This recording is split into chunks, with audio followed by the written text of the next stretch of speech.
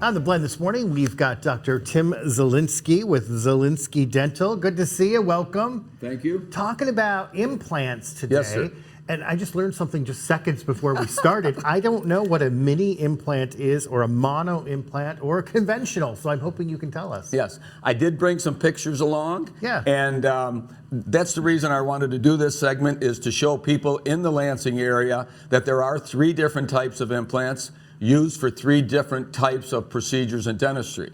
So the minis can fit many different models. They can fit someone with small amount of bone. Typically, the minis are used for denture stabilization, 4 on the lower, anywhere from 6 to 8 on the upper.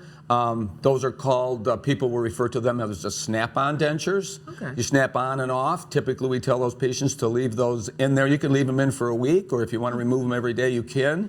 But they're done very quickly. They're done with minimal bone, flapless. We don't have to make a big incision, minimal pain, and just the numbing you would do for any normal dental procedure. You don't have to be put out for them. They're not a gruesome long procedure or anything like that. Does insurance cover this? Insurance will cover some of it. We always prior everything we do. So if we're going to talk about doing mini implants along with taking the teeth out, because we do that as well, we always prior the treatment to make sure that they're going to pay for it. But a lot of times insurance does not cover them, and so we try to keep the fees for those down so that they're open to more people being able to do them, especially your 60s, 70s, and 80-year-old people, which are your target market for mini dental implants for denture stabilization. So you told us what a mini implant. What's a mono implant and a conventional? So a mono is the newest one out there, and it's a one-piece implant. The abutment is on the implant. Now the conventionals are 2-piece.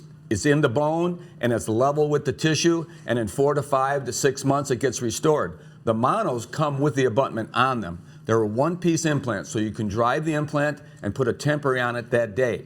So somebody breaks a tooth at 3 o'clock in the morning or 4 o'clock in the morning, partying, whatever, and they got a wedding to go to or something else, they can have an implant done in the morning and a temporary crown put on it that morning.